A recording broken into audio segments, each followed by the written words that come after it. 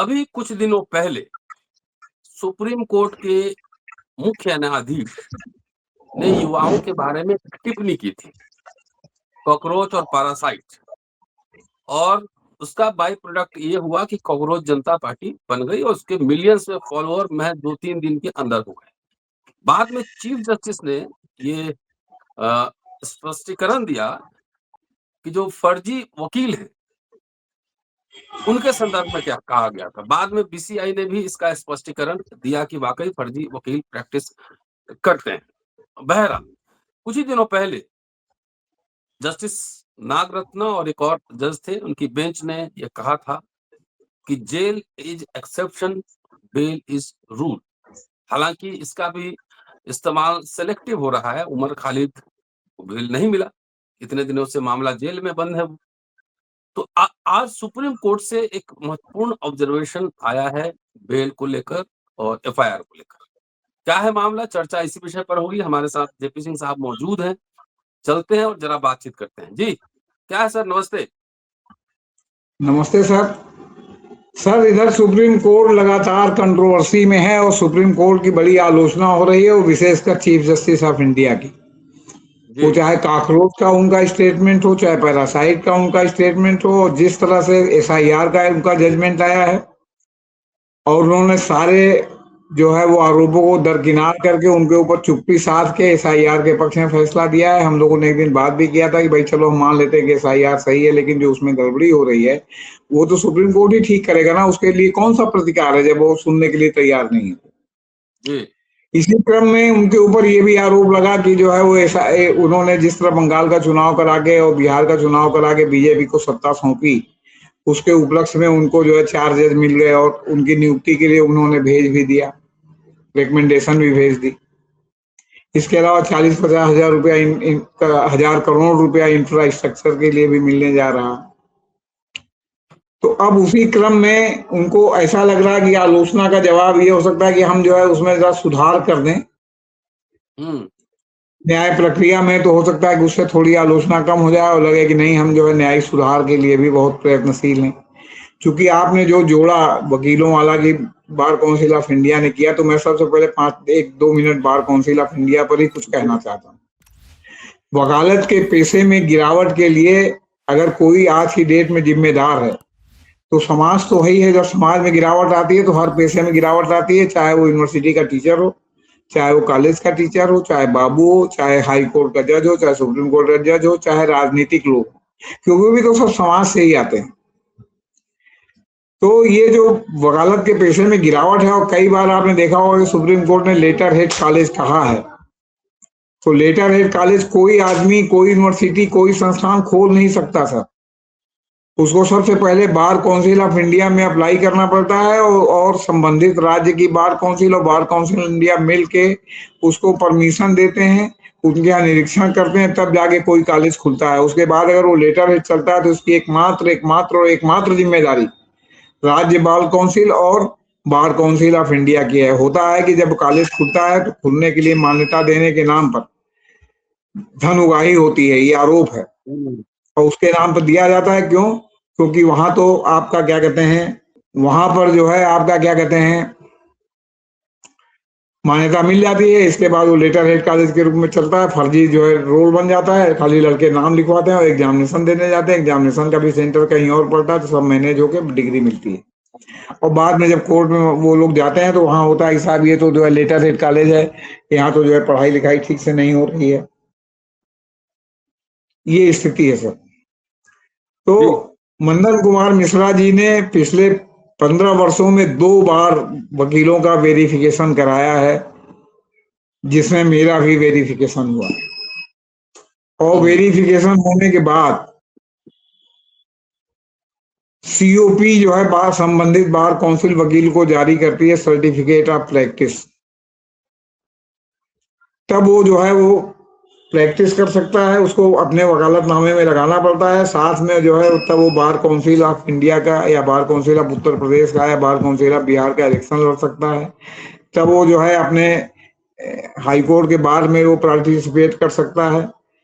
तो ये 2-2 बार हम लोगों को जारी हुआ, उसके बाद कहना और ये कि साहब बहुत लोगों ने फॉर्म जमा नहीं किया, तो जो जमा नहीं किया उनको सीओपी नहीं जारी हुई, जब सीओपी नहीं जारी हुई तो वकील नहीं है आज की डेट में। जब सीओपी नहीं जारी हुई तो आज की डेट में वकील नहीं है।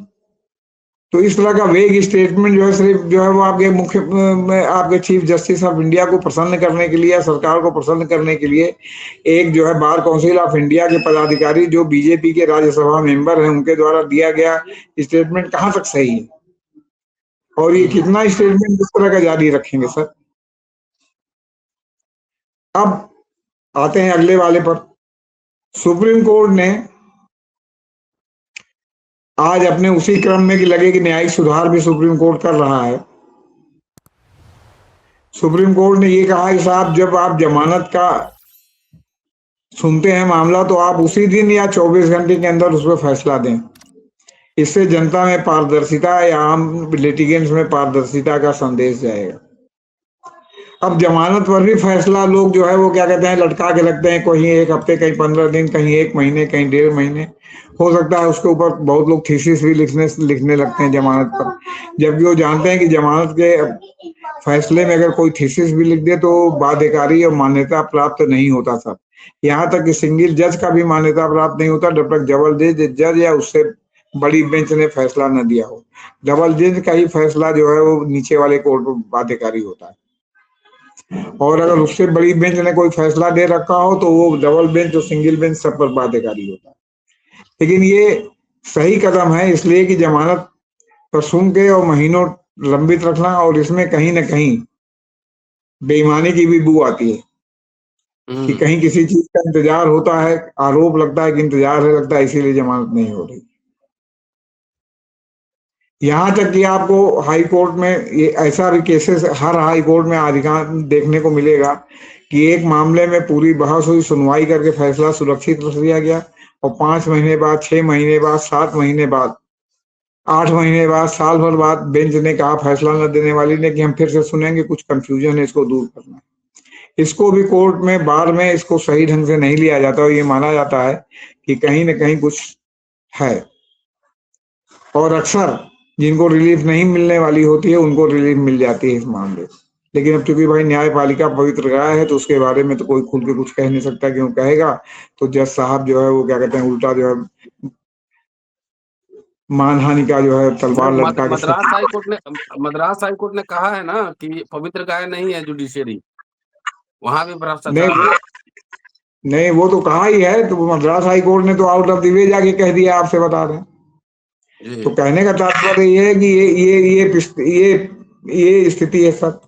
तो ये जो है पीला पहन बनाम झारखंड राज्य में ये फैसला दिया है कि हाई कोर्ट द्वारा किसी मामले में फैसला सुरक्षित रखे जाने के 3 महीने के भीतर आमतौर पर फैसला सुना दिया जाना चाहिए और व्यक्तिगत स्वतंत्रता से जुड़े मामलों में यह समय सीमा और भी कम होनी चाहिए। मानी व्यक्तिगत स्वतंत्रता माने जमानत, जो अनुच्छेद 21 के तहत जो है कवर होता है संविधान में। यह जस्टिस सूर्यकांत, चीफ जस्टिस और न्यायाधीश जयमाल्या बागची तथा विपिन एम पंचोली की पीठ द्वारा जारी कई प्रमुख निर्देशों में एक है, जिसका उद्देश्य विभिन्न उच्च न्यायालयों द्वारा निर्णय सुनाने में देखी जा रही लगातार देरी से निपटना है। सुप्रीम कोर्ट ने आरक्षित मामलों में माने जो फैसला सुरक्षित रखा जाता है, सुनाने में होने वाली देरी पर कड़ा रुख अपनाते हुए देश के सभी हाई कोर्टों के लिए विस्तृत और बाध्यकारी दिशा निर्देश जारी किए हैं। शीर्ष अदालत ने स्पष्ट किया है कि जिन मामलों में फैसला सुरक्षित रख दिया जाता है उनमें यथासंभव 3 महीने के भीतर निर्णय सुनाया जाना चाहिए। पीठ ने कहा कि व्यक्तिगत स्वतंत्रता से जुड़े मामलों में विशेषकर नियमित जमानत और अग्रिम जमानत याचिकाओं में विशेष तत्परता बरतनी चाहिए। सुप्रीम कोर्ट के अनुसार जमानत याचिकाओं पर आदेश उसी दिन सुनाया और अपलोड किया जाना चाहिए। फैसला सुरक्षित रखा जाता है तो उसे अगले दिन सुनाना अनिवार्य होगा। अब देखिए अपलोड का भी जो मामला है, पता चला फैसला सुना दिया गया और महीनों जो है वेबसाइट पर अपलोड नहीं किया गया, और अपलोड नहीं किया जाएगा तो फैसले की सर्टिफाइड कॉपी नहीं मिलेगी, और सर्टिफाइड कॉपी नहीं मिलेगी तब तक जिसकी जमानत हुई है उसकी जमानत जो है वो जो है, क्योंकि लोअर कोर्ट में जाके बेल बांड वगैरह भरना पड़ता है, तो जब बेल बांड भरा जाता है तो लोअर कोर्ट से संबंधित से फिर जो है अदालत वहां जेल में परवाना जाता है, तब आदमी छूटता है। तो अगर आप अपलोड नहीं करेंगे तो भी वो मतलब एक प्रकार से कान ऐसे न पकड़ के, जिसे प्रत्यक्ष नहीं किया जा सकता है उसे अप्रत्यक्ष कर दिया जाता है। कान इधर से न पकड़ के इधर से पकड़ेंगे आप। कि मतलब आप उसको जमानत भी दे दिए और जो है वो अप्रत्यक्ष टाइप से मामला है, इसलिए उसकी जमानत भी नहीं हुई और वो जेल में है और स्वतंत्रता विवाद थी तो आपने कहने के लिए जवाब दे दिया, अपलोड नहीं किया अपना जजमेंट। हम तो ये कह रहे हैं कि सुप्रीम कोर्ट, हाई कोर्ट में सब ये भी होना चाहिए कि जो लोग इस तरह जमानत में या और ऑर्डर में इस तरह की अनावश्यक देरी करते हैं, उसमें 150 पेज, 200 पेज, 500 पेज, 600 पेज का जजमेंट देते हैं, वो थोड़ा प्रिसाइज जजमेंट दें और उसके बाद डिटेल जजमेंट भले बाद में जो है वो एकेडमिक्स के लिए दिया करें, ताकि जो है वो ये जो प्रत्यक्ष नहीं हो सकता उसे अप्रत्यक्ष भी नहीं किया जा सकता, तो वो शिकायत दूर हो जाए। सुप्रीम कोर्ट ने यह फैसला झारखंड में लंबित कुछ आपराधिक अपीलों की सुनवाई के दौरान दिया। याचिकाकर्ताओं ने आरोप लगाया था कि उनकी अपीलों पर सुनवाई पूरी होने के बावजूद 2 से 3 साल तक फैसला नहीं सुनाया गया। 2 से 3 साल, अभी महीना 2 महीने का मामला नहीं, 2 से 3 साल माने फैसला नहीं सुनाया गया तो 2-3 साल से मामला लटका हुआ है, जिससे उनके मौलिक अधिकारों का उल्लंघन हुआ। सुप्रीम कोर्ट ने कहा कि न्याय में देरी न्याय से वंचित करने के समान है, इसलिए सभी हाई कोर्ट को समयबद्ध तरीके से फैसले सुनाने और उन्हें सार्वजनिक करने की व्यवस्था सुनिश्चित करनी होगी। सुप्रीम कोर्ट ने कहा कि सुरक्षित मामलों में कारण युक्त फैसला 3 महीने के भीतर सुनाने का प्रयास किया जाए। जमानत और अग्रिम जमानत से जुड़े मामलों को प्राथमिकता दी जाए। जमानत याचिकाओं पर आदेश उसी दिन या अधिकतम अगले दिन सुनाया जाए। जमानत मिलने पर आदेश तुरंत जेल प्रशासन को भेजा जाए ताकि रिहाई में देरी न हो। खुले न्यायालय में सुनाए गए फैसलों को 24 घंटे के भीतर वेबसाइट पर अपलोड किया जाए। यदि केवल ऑपरेटिव आदेश सुनाया गया तो विस्तृत फैसला 15 दिनों में अपलोड करना अनिवार्य होगा। 3 महीने तक फैसला नहीं आने पर मामला मुख्य न्यायाधीश के संज्ञान में लाया जाएगा।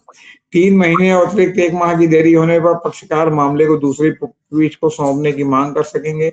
हाईकोर्ट की वेबसाइट पर आरक्षित फैसलों की स्थिति और तारीखें सार्वजनिक रूप से प्रदर्शित करनी होगी। फैसला अपलोड होने पर पक्षकारों और वकीलों को ईमेल से सूचना दी जाएगी। सुप्रीम कोर्ट ने सभी हाई कोर्टों के रजिस्ट्रार जनरल को निर्देश दिया है कि दिशा निर्देशों को लागू करने के लिए आवश्यक नियमों और प्रशासनिक प्रक्रियाओं में जल्द संशोधन किए जाएं। अदालत ने स्पष्ट किया कि ये निर्देश न्यायिक प्रक्रिया में पारदर्शिता बढ़ाने और लंबित मामलों में बोझ को कम करने की दिशा में महत्वपूर्ण कदम। अब आप बताइए, बिहार का जो एसआईआर का जजमेंट आया है, बिहार का चुनाव हो गया, एक मुख्यमंत्री बन गया, उसके बाद वो मुख्यमंत्री हट गया, दूसरे मुख्यमंत्री बन गया और अब फैसला आया है। तो सुप्रीम कोर्ट ने स्वयं नहीं देखा कि उन्होंने इसी फैसले में एसआईआर में कितनी देरी की है, जबकि बिहार के लोग ये मान के चल रहे थे या पूरे देश के जो है सोशल डेमोक्रेट्स ये मान के चल रहे थे कि बिहार एसआईआर का फैसला बिहार चुनाव के पहले आ गया और सारी शंकाओं का समाधान हो गया। इसी तरह आपका जो है बंगाल का चल रहा है, बंगाल में एक सरकार ही बन गई। अभी पता नहीं कितने दिन चलेगा और कितने दिन बाद फैसला आएगा। हालांकि फैसला सबको मालूम है, फिर भी फैसला तो फैसला है। तो पर उपदेश कुशल बहुतेरे, अपने ऊपर भी वो उपदेश लागू करना चाहिए। दिशा निर्देश जारी करते हुए मुख्य न्यायाधीश जस्टिस सूर्यकांत ने स्पष्ट किया कि इन निर्देशों का उद्देश्य किसी न्यायाधीश या अदालत की आलोचना करना नहीं है। उन्होंने अपने न्यायिक अनुभव का उल्लेख करते हुए कहा कि पंजाब एवं हरियाणा हाईकोर्ट और हिमाचल प्रदेश हाईकोर्ट में जज के रूप में करीब 15 वर्षों के कार्यकाल के दौरान उन्होंने कभी ऐसा नहीं होने दिया कि कोई फैसला सुरक्षित रखने के बाद 3 महीने तक लंबित रहे। हाईकोर्ट 3 महीने से अधिक समय तक लंबित रहे। हाईकोर्ट के रजिस्ट्रार जनरल को निर्देश दिया गया कि वे इन गाइडलाइंस को संबंधित हाईकोर्ट के चीफ जस्टिस के समक्ष प्रेषित करें। अपना फैसला सुनाते हुए सुप्रीम कोर्ट ने साफ किया कि ये निर्देश किसी खास जज या कोर्ट पर कोई आरोप नहीं है। कोर्ट अर्जी पर सुनवाई कर रहा था जिसके अपलोड में देरी हो रही थी। अर्जी में कहा गया था कि झारखंड हाईकोर्ट ने दिसंबर 2025 में फैसला सुनाया था, लेकिन वह फैसला अभी तक उसकी वेबसाइट पर अपलोड नहीं किया गया था, नहीं मुकदमा लड़ने वाले वकील को दिया था। कोर्ट ने पहले ही चेतावनी दी थी कि फैसले सुनाने में देरी की ऐसी आदतें अब बंद होनी चाहिए और साथ ही यह भी कहा था कि इस समस्या से निपटने के लिए वह गाइडलाइंस जारी करेगा। कोर्ट ने कहा था कि न्याय की कीमत पर ऐसी देरी को जारी रखने की इजाजत नहीं दी जा सकती। उस समय चीफ जस्टिस सीजीआई सूर्यकांत, जो पहले पंजाब हरियाणा का हिमाचल प्रदेश हाईकोर्ट के चीफ जस्टिस रह चुके हैं, ने यह भी बताया था कि वह उनके साथी जज दलीलें पूरे होने के 3 महीने के अंदर फैसला सुना देंगे। सीजीआई ने कहा कि हाईकोर्ट के जज के तौर पर अपने 15 साल के कार्यकाल में हमने कभी भी किसी फैसले को सुरक्षित नहीं रखा और 3 महीने के अंदर से नहीं सुनाया, माने हम तत्काल सुना देते हैं। तो ये सर स्थिति है। तो ये कभी कभी कोर्ट जो है ईमानदार होने नहीं ईमानदार दिखने का भी वो करती है। अब कितना इस पर अनुपालन होगा, अभी तो रजिस्ट्री भेजेगी सब चीफ जस्टिस को, उनके यहाँ पालन होगा कि नहीं। आपने देखा होगा कि कुत्ते पर बहुत सुनवाई हुई और कुत्तों को हुआ कि साहब हमारा कुत्तों को परमिशन नहीं दी जाएगी, उनको जो है संबंधित नगर निगम और संबंधित सरकारें उनको हटाएं और उनको शेल्टर होम में भेजें। फाइनल जजमेंट भी आ गया। अब आप जहाँ रहते हैं वहाँ कुत्ते हैं कि नहीं तो हम नहीं जानते, लेकिन हम जहाँ रहते हैं वहाँ रात भर कुत्ते जो है भौंकते हैं समवेश्वर में। और जिस दिन समवेश्वर में वो रोने लगते हैं उस दिन पूरे मोहल्ले में दहशत फैल जाती है कि रोशनबाग मोहल्ले में प्रयागराज में कौन जाने वाला है, क्योंकि इनके रोने के बाद कभी खाली नहीं जाता, कोई ना कोई जाता है, वहां संयोग हो, अंधविश्वास हो या इसको आप जो भी कहें। लाउड स्पीकर पर एक से अनेक बार सुप्रीम कोर्ट से आदेश जारी हुआ कि 10 बजे रात के बाद लाउड स्पीकर नहीं बजेंगे, बजेंगे तो इसमें बजेंगे। पूरे इलाहाबाद में होली के बाद, पूरे प्रयागराज में होली के बाद थोक भाव से इलाके इलाके में भगवती जागरण और भंडारा होता है। एक दिन भगवती जागरण होता है रात भर, पूरा जो है आपका ढोल नगारे और जो है ध्वनि विस्तारक के जो है कान फोड़ू शोर के बीच जो है नाच गाना होता है देवी की जो है स्तुति के नाम पर।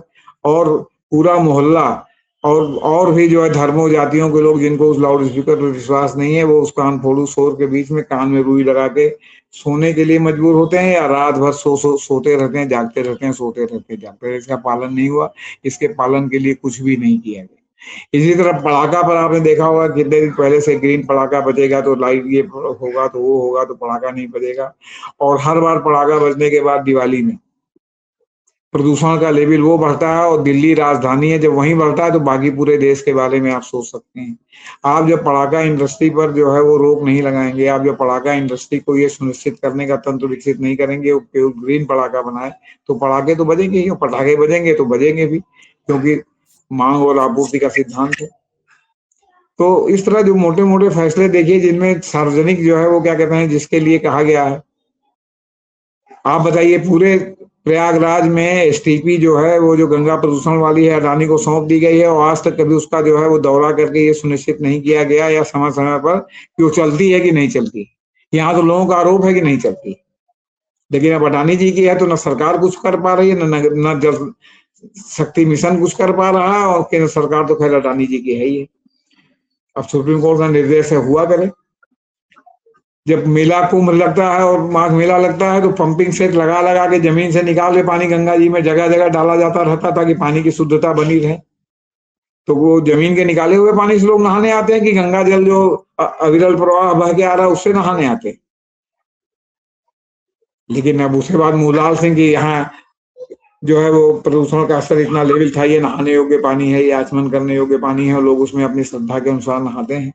और जब बड़े बड़े साहब लोग आते हैं, बड़े साहब आते हैं, प्रधान सेवक आते हैं तो कपड़ा पहन के नहाते हैं कि जो प्रदूषण लगना हो साला कपड़े को लगे। ये सब हालत कसनी और करनी में इतना अंतर है कि ये जो हुआ है अगर हो जाए तो बड़ी अच्छी बात है, लेकिन होगा कि नहीं होगा, और नहीं होगा तो क्या दंड दिया जाएगा।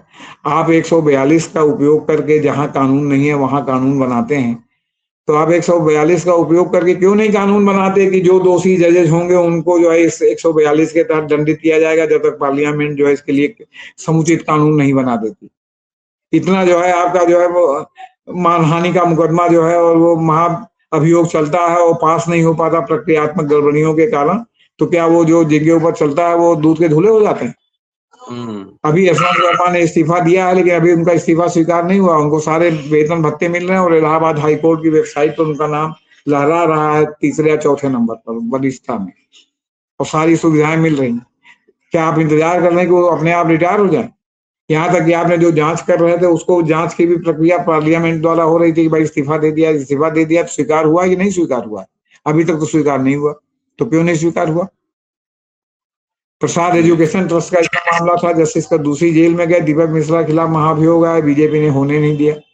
एक दिल्ली के सुनाम धन्य पत्रकार हैं जो एक अब चैनल के मालिक बन गए हैं, बनारस की गली से निकल के चैनल के मालिक तक बने हैं, कहाँ से पैसा आया इसका ईडी ने आज तक जांच नहीं की, उनका भी नाम इसमें था। तो पता चला कि वो साहब लोगों के इतने नजदीक हैं तो उनका नाम आनंद फानन में निकाला गया। ये सब स्थितियां सर, पर उपदेश कुशल बहुत तेरे। चलिए ठीक है सर, सर। बहुत बहुत शुक्रिया, और देखते हैं कि सुप्रीम कोर्ट का ये जो निर्णय है जुडिशरी कहाँ तक इम्प्लीमेंट करती है। शुक्रिया, देखते रहिए अम्बेडकर नामा। और थैंक यू कितने सर। दिन में करती, कितने कितने दिन दिन में में करती? जी। जी।